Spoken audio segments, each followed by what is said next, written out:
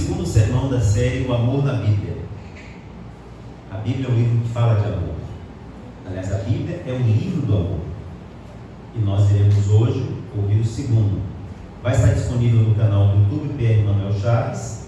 E eu espero depois gravar o primeiro, que foi pregado sábado passado na igreja de Morro de São Paulo. Inclusive aos irmãos de Morro de São Paulo. Aí está o cumprimento da sugestão de vocês, o pedido de vocês, de gravar essa série e disponibilizar. O amor na Bíblia é expresso de Gênesis ao Apocalipse. E quando o Espírito Santo me desafiou a pregar sobre isso, eu fiquei pensando como é que eu vou fazer. Então, ele mesmo me guiou a fazer o seguinte: escolha, veja as palavras bíblicas originais que descrevem o amor em suas diversas manifestações. E você vai seguir na sequência cronológica, pelo menos do que está na Bíblia, esta apresentação. Então, para que vocês possam ter a noção, vou pedir para a irmã colocar para nós temos pelo menos 6 palavras bíblicas que se referem para o nosso português como amor. 6 palavras. Ahav, se aparece a primeira aí do laranja, que é em torno de 200 vezes repetidas na Bíblia. Ahav. Resed, em torno de 250 vezes também aparece, e aparece muito como misericórdia, mas vocês vão entender hoje, no sermão de hoje, no sentido mais amplo. Temos no livro de Cantares 2 palavras específicas que aparecem somente no livro de Cantares, que é Hayat, é a amada ou amante, mas não amante no sentido errado que a gente tem aí, né? Mas amante é aquela pessoa que ama. Toda vez que se refere a Sunamita, a noiva, se usa Hayat. E Dodi, ou Dodi, que é o amado, que é o noivo de Cantares. Além disso, tem mais 2 palavras que aparecem muito raramente. Yadid, amado, e aparece em torno de 10 vezes. E também Hazak, que é um verbo muito raro, menos de 5 ocorrências, tá certo? E nós começamos essa série com Ahav no sermão 1. Hoje, o sermão 2, na sequência bíblica, na sequência de aparição dessa palavra, é sobre Resed, que é traduzido muitas vezes por misericórdia. Eu convido você a abrir a Bíblia no livro de Gênesis, capítulo 24. Gênesis 24.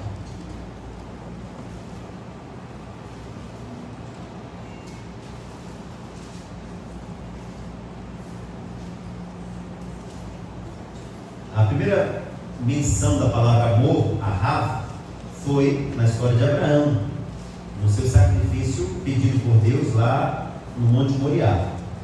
A segunda também é na história de Abraão, porém não é por Abraão, é pelo seu servo, que é enviado com uma missão de encontrar uma esposa para Isaac. Eu quero que você abra a sua Bíblia, capítulo 24, nós vamos ler verso 12, verso 14, verso 27 e verso 49. Você que estiver assistindo essa série pelo YouTube, pode também abrir sua Bíblia aí para poder acompanhar. Gênesis 24, verso 12, nos diz assim: E disse consigo: Ó Senhor, Deus de meu senhor Abraão, rogo-te que me acudas hoje e uses de bondade para com o meu senhor Abraão. Esse é o verso 12. No verso 14, a palavra Resed repete novamente, e ela está assim, no finalzinho do verso 14: E nisso verei que usaste de bondade para com o meu Senhor. No verso 27, novamente, Resed aparece uma vez mais. Verso 27, e disse: Bendito seja o Senhor, Deus de meu senhor Abraão, que não retirou a sua benignidade e a sua verdade de meu Senhor. E por último, verso 49: Agora, pois, se haveis de usar de benevolência e de verdade para com o meu Senhor, fazei-me saber, senão, declarai-me para que eu vá ou para a direita ou para a esquerda. Essa palavra amor, Resed, tem que ver com amor inabalável. inabalável. Essa palavra está muito associada ao amor do pacto, da aliança de Deus com Abraão.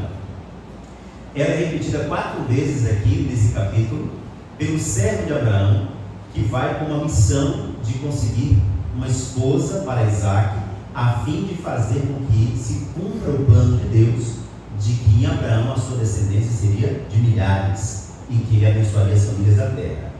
Então a missão era muito especial, e a missão estava diretamente relacionada ao pacto de Deus com Abraão, à aliança de Deus com Abraão. Então, pela primeira vez, se registra na Escritura uma oração por orientação específica. Estudamos agora sobre a oração dos Salmos, né? Os Salmos como oração. E aqui nós temos o primeiro registro bíblico de uma oração por uma orientação específica. E essa oração é pelo servo de Abraão. O encontro com Rebeca foi envolvido com uma oração sincera pelo servo de Abraão. E para o cumprimento de sua missão, onde ele pede: Senhor, dá-me êxito nessa missão, faz acontecer diante de mim, seria uma tradução literal desse dá-me êxito na missão. Ele pede a providência de Deus. Agora é interessante que ele associa o seu pedido a Deus, tomando a Deus pela palavra, fazendo referência a reset de Deus. Reset, bondade, reset, bondade de Deus. É a palavra-chave nessa oração. Essa palavra vincula lealdade a uma relação de aliança, uma relação de pacto. Ou seja, onde a pessoa envolvida na aliança, que é inferior, depende da pessoa superior. Então a reset de Deus, onde Abraão dependia de toda a bondade, de todo o amor inabalável de Deus para cumprir a sua aliança. Então a ideia central desse termo está relacionada à lealdade dentro de um relacionamento. E o servo de Abraão aprendeu, vendo na prática, o amor leal de Abraão por Deus e o amor de Deus para Abraão. E quando ele se vê nessa situação de ter que cumprir uma missão especial, ele clama por essa reset de Deus, esse amor inabalável de Deus, esse amor pactual, esse amor da aliança de Deus com o seu servo Abraão. E aí ele diz: me ajuda, Senhor, que o seu amor inabalável aconteça. Aí ele faz a oração. Em seguida, nós conhecemos a história. Se você não conhece, lê depois todo o capítulo 24 de Gênesis. Rebeca se aproxima do lugar onde ele está, e ele então novamente, falando agora para Rebeca, ele fala, a condição que ele fala para Deus é: se a pessoa que se aproximar para tirar água dos animais me der água e também se dispuser a dar água aos animais, eu verei, aí no verso 13, né, ele fala, eu verei a sua reserva, a sua bondade para com o meu Senhor Abraão. E aí quando Rebeca se aproxima, então faz exatamente aquilo que ele falou com Deus em seu plano, e aí ele louva a Deus no verso 27, dizendo: bendito seja o Senhor, Deus de meu Senhor Abraão, que não retirou a sua benignidade. Em nossas versões aqui, geralmente está traduzido por benignidade, ou em alguns lugares, a sua amorável bondade. Alguns lugares, algumas versões trazem assim. A benignidade de Deus novamente é apontada aqui nesse verso. E finalmente, quando eles conversam com Labão, quando o servo de Abraão conversa com Labão, para dar o veredito final, se eles dariam a mão de Rebeca em casamento a Isaac, então ele diz: olha, agora eu preciso, verso 44, 49, aí ele diz: agora eu preciso que vocês me digam se vão usar de benevolência, de amor inabalável, de amor, do amor pactual, se vocês vão cumprir com o pacto de Deus para com Abraão, me concedendo que a jovem me acompanhe. Irmãos, esse amor recebe de Deus aparece, mas muitas vezes no Salmo 136. Salmo 136. Não vamos lê-lo aqui, mas se você quiser depois você vai olhar lá. Quando se repete muito aquela expressão, porque porque a sua bondade ou a sua misericórdia dura para sempre. Muitas vezes se repete isso aí: misericórdia, bondade, benevolência, benignidade. Recebe. É o amor benevolente de Deus, é o amor inabalável de Deus. No Salmo 136, versos 4 a 9, se refere ao reinado de Deus no céu. No verso 26 do Salmo 136, as suas vitórias militares. Nos versos, a obra da criação, versos 4 a 9, reinado no céu, verso 26, e as suas vitórias militares, versos 17 a 22, na descrição de tudo que Deus fez por Israel. É a sua recette, o seu amor inabalável. Essa palavra nos ajuda a entender 3 aspectos do amor de Deus, e aqui está o cerne da mensagem dessa manhã. Primeira coisa, qual é a quantidade do amor de Deus? Quanto amor Deus tem? Será que temos uma forma de medir esse amor? Bom, o português, a língua portuguesa, para tentar descrever a quantidade do amor de Deus, usa a palavra abundante. O amor de Deus é abundante. O que é algo abundante? Pense aqui agora, visualizem uma jarra com água. E a gente vai colocando água nessa jarra e ela chega no limite. Está no limite. E a gente continua derramando água nessa jarra. O que acontece? Ela começa a transbordar. Transbordante, abundante. A abundância é além do limite. A quantidade do amor de Deus por seus filhos, por Israel, por Abraão, revelado no pacto, na aliança que ele fez com Abraão, é abundante. Esse abundante amor de Deus foi demonstrado por Jesus Cristo. E dentro do dom profético que temos como Igreja Adventista, no livro Testemunhos para a Igreja, volume 6, página 55, edição digital, nós lemos o seguinte: o tema favorito de Cristo era o caráter paternal e o abundante amor de Deus. Qual é o tema favorito de Cristo? O caráter paternal e o abundante amor de Deus. Agora veja o que diz a serva do Sr. Ellen White nesse livro. Esse conhecimento de Deus foi o próprio dom de Cristo aos homens, e esse dom entregou a seu povo para que seja comunicado ao mundo. Esse abundante amor de Deus foi entregue ao mundo por Cristo, demonstrado, e esse mesmo dom maravilhoso, que é o amor de Cristo, foi entregue à igreja, para que nós façamos o quê? Comuniquemos ao mundo. Se o amor de Deus, abundante amor de Deus, extravagante amor de Deus, era o tema principal de Cristo, qual deve ser o meu tema principal? Pode ser outro? Deve ser outro. Nos dias em que vivemos, os dias difíceis que vivemos, precisamos ou não precisamos desse amor? Portanto, deve ser o nosso tema principal, o amor abundante de Deus, o caráter paternal de Deus, que foi revelado na pessoa de Jesus Cristo. Além disso, nesse aspecto do amor abundante de Deus, nós temos um segundo aspecto na vida de Cristo. Ele era transmitido por Jesus Cristo. No livro Eventos Finais, nós temos na página 62 o seguinte: a vida de Cristo estava imbuída da divina mensagem do amor de Deus e anelava intensamente transmitir esse amor aos outros. Em abundante medida, o seu semblante irradiava compaixão e sua conduta caracterizava-se pela graça, humildade, verdade e amor. Agora vem para nós. Todo membro de sua igreja militante deve manifestar as mesmas qualidades se deseja fazer parte da igreja triunfante. Irmãos, precisamos transmitir esse amor aos outros em abundante medida, assim como a água na jarra transbordando. Eu pergunto: você tem temos compartilhado, temos transmitido esse amor que recebe, esse amor inabalável de Deus em casa, onde em casa, em nosso ambiente de trabalho, com os colegas ou com os chefes ou subalternos do trabalho.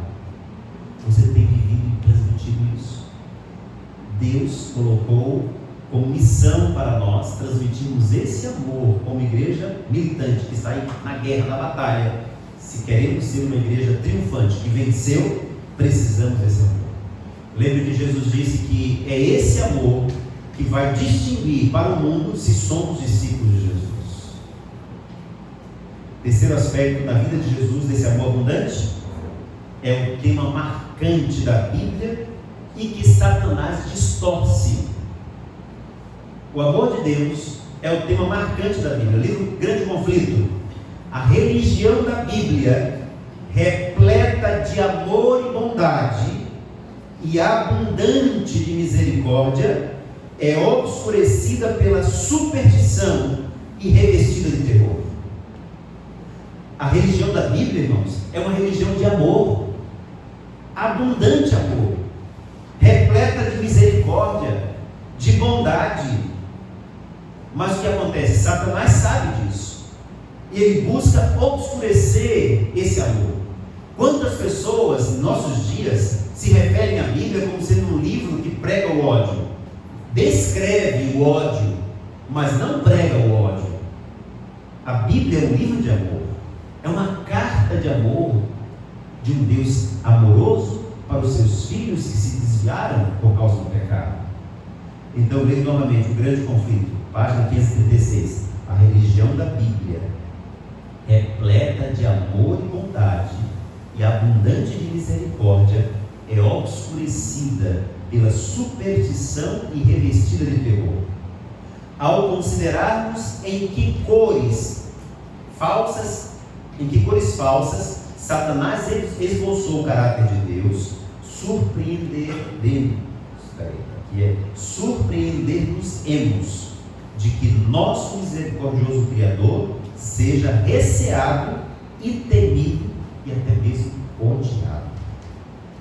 As opiniões aterrorizadoras acerca de Deus, que pelos ensinos do púlpito são espalhadas pelo mundo, têm feito milhares e mesmo milhões de céticos e incrédulos.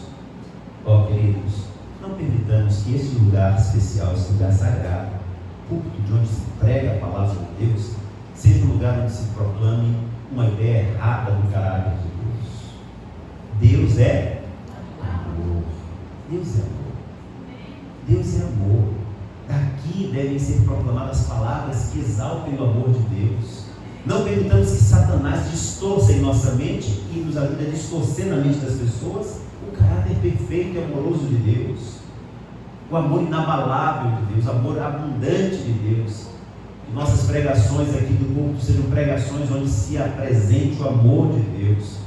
Eu já ouvi falar e já vi em algumas situações, tristemente, algumas pessoas que se utilizam do culto para dar chicotadas na igreja. Não permita que isso aconteça. Fala aos líderes, você que é líder da igreja, se algum pregador em sua igreja vai ao culto para bater na igreja, para machucar a igreja de Deus, não permita que isso aconteça. Ah, mas tem que haver correção. Muito bem. Então nós faremos a correção de forma particular na visita pastoral. O ancião tem que visitar também, não só o pastor do distrito. Uma visita pastoral, você precisa ser corrigido, vamos corrigir. Não vamos passar a mão pela cabeça. A gente vai ver sobre a extensão do amor, que o amor de Deus é o amor que também repreende, mas repreende amorosamente. Então o culto não é lugar para se bater nas pessoas. Então é lugar para demonstrar o amor de Deus, descrever o amor de Deus, apresentar o amor de Deus. A igreja não deve ser um lugar tóxico. Não, tem que ser um lugar acolhedor, onde as pessoas sintam esse amor na palavra de Deus. É o amor da sua aliança para com a humanidade. Então nós precisamos entender 3 aspectos do amor abundante. Era o tema predileto de Cristo, foi transmitido por Cristo e é o tema marcante da Bíblia que Satanás tem distorcido. E nós precisamos corrigir. Eu lembro de uma situação que talvez você que é pai ou mãe já tenha falado ou ouvido alguém falar sobre as crianças. Tem crianças que não conseguem, às vezes pode ser até um pouco de transtorno, né, de déficit de atenção, né, TDAH, mas às vezes não é, pela idade mesmo, que não conseguem ficar tanto tempo como nós ficamos ouvindo um pregador pregar 30 minutos, 40 minutos. Então ela perde a atenção. Algumas ficam ali no seu lugar, sentadas, escrevendo, fazendo alguma coisa, outras correm na igreja. Já viram? E aí vem aquela frase que eu gostaria de que você repensasse, se você um dia já disse para seus filhos: menino, fique quieto, porque Deus não gosta de criança que corre na igreja. Você já viu alguma vez isso? Já chegou a falar ou já ouviu quando você era criança? Por favor, irmãos, isso é uma forma de transmitir distorcidamente o caráter de Deus. A pergunta é: Deus gosta ou não gosta de crianças que correm na igreja? Sim ou não? Ele gosta ou não gosta? Você tem dúvida quanto a isso? Deus ama ou não ama crianças que correm na igreja? Ele ama. Nunca vai deixar de amar. Agora, talvez a colocação seria: e Deus fica feliz, fica alegre, quando no lugar de adoração a Ele, a gente fica correndo, fazendo qualquer outra coisa, menos a momento de celebração? Não, isso entristece a Deus, ok? Entristece a Deus. Mas Ele não vai deixar de amar. Então, cuidado com esse tipo de transmissão do caráter de Deus de forma distorcida. É uma tentativa de Satanás de fazer com que as pessoas sejam céticas e incrédulas sobre Deus. Muito bem. Reset. Amor inabalável também aponta para o alcance do amor de Deus, a grandiosidade. Se por um lado aponta para a quantidade, é abundante, por outro lado aponta a extensão. Qual é a extensão do amor de Deus? Qual é o alcance do amor de Deus? Talvez João 3,16 nos ajude a entender. Diz lá assim: porque Deus amou o mundo de tal maneira. Amou quem? O mundo inteiro, a extensão do amor de Deus, o mundo. E aí, por mundo, nós podemos também entender todo o universo criado. E ainda diz mais: para quê? Para que o quê? Todo aquele que nele não pereça. Qual é a extensão do amor de Deus?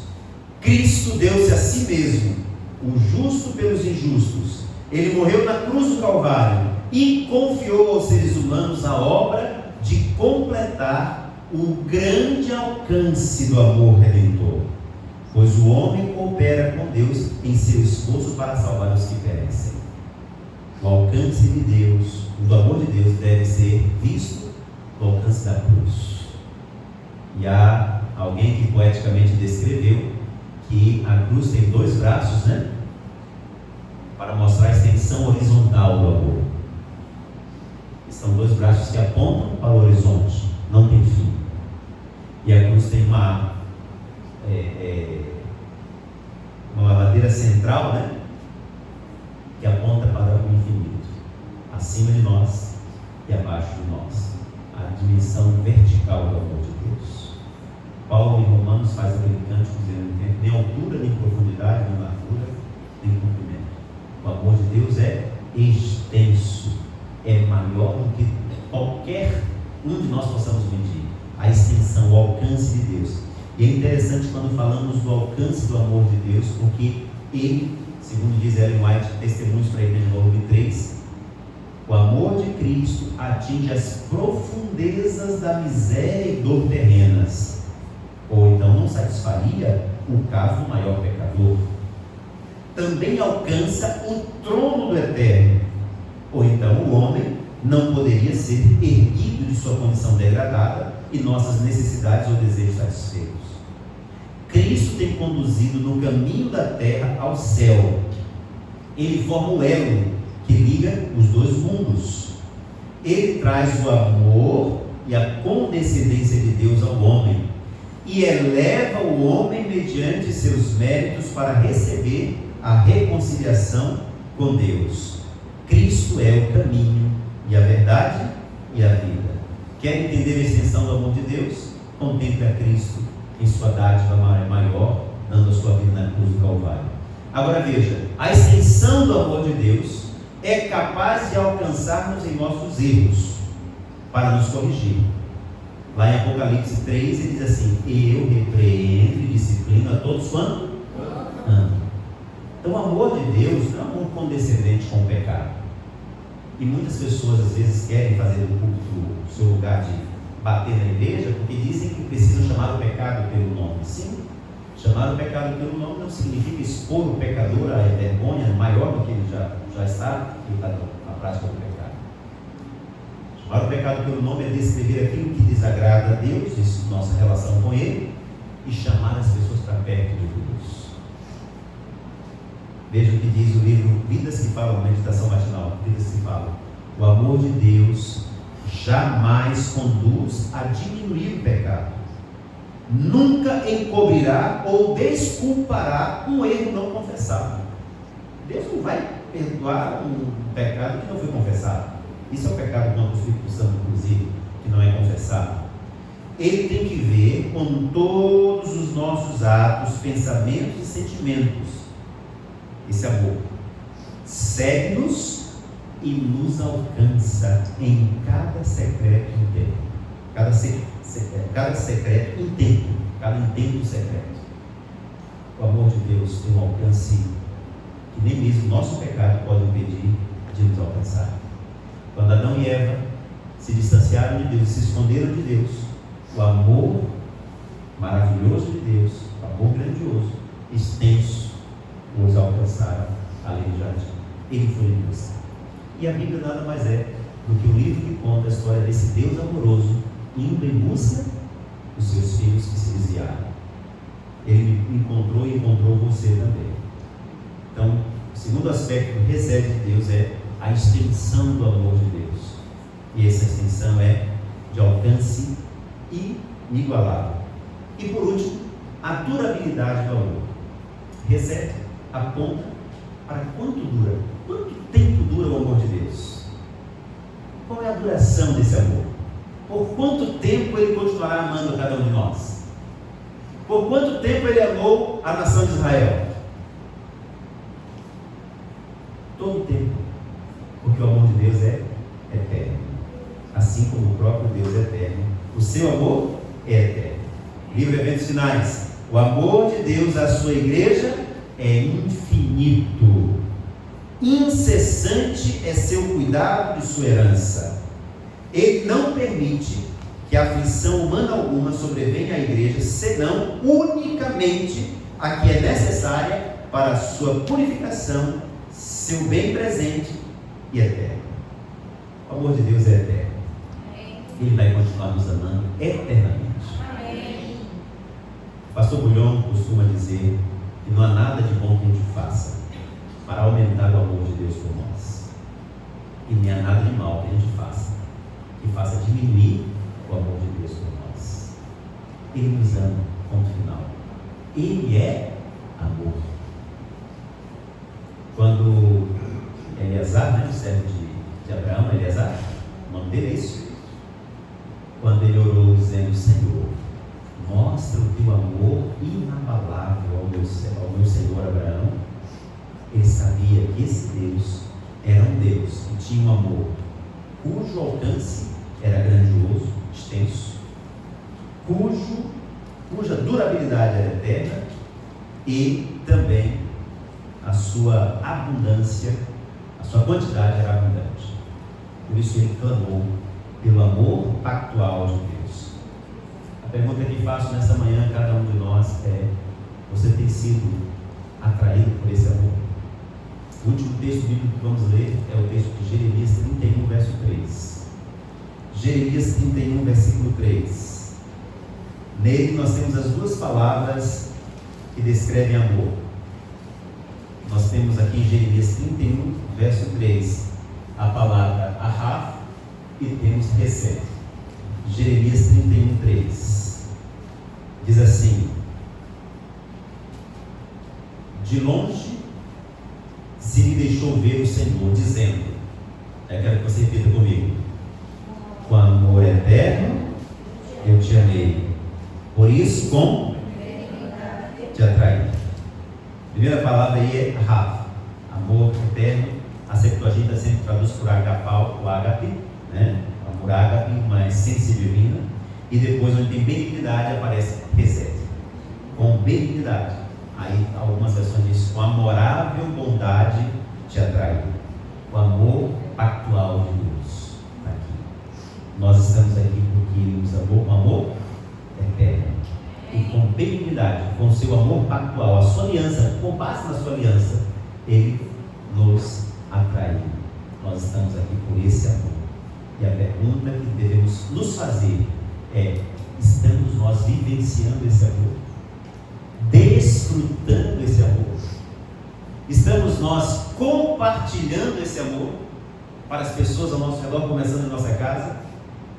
Se não, é hora de começarmos a corrigir isso. Estamos no segundo sábado do ano, estamos no primeiro mês do ano. Temos uma chance dada por Deus para fazer uma nova história, para mostrar ao mundo esse amor maravilhoso. Então, que a sua decisão nessa manhã seja viver esse amor de Deus. A abundância demonstra a quantidade. Não tem como acabar. É abundante. O alcance é extenso. Não tem limitação. Ele alcança a todos, em todos os lugares. E a durabilidade desse amor é eterna. É eterna. Ele vai amar até mesmo as pessoas que forem destruídas. E a Bíblia diz que Deus vai executar a sua obra estranha quando Ele tiver que destruir aqueles que ficaram apegados ao pecado. Isso será um ato de amor. Será a demonstração do seu amor eterno, extirpando o mal, toda a maldade do mundo, toda a iniquidade do mundo, para que perdure apenas o amor. Ele diz: irmãos, façam essa decisão. Clame a Deus como clamou Eleazar, pedindo que o amor inabalável de Deus seja por você o conduto principal da sua vida. Conduza você ao êxito. E ele conseguiu o êxito, que era levar uma esposa dentro dos filhos de Israel para o seu Senhor Isaac. Que em suas atividades no dia a dia sejam pautadas por esse amor. Que o pacto de Deus, a aliança de Deus de salvação por você, por sua família e por todas as pessoas que te cercam seja vivenciado.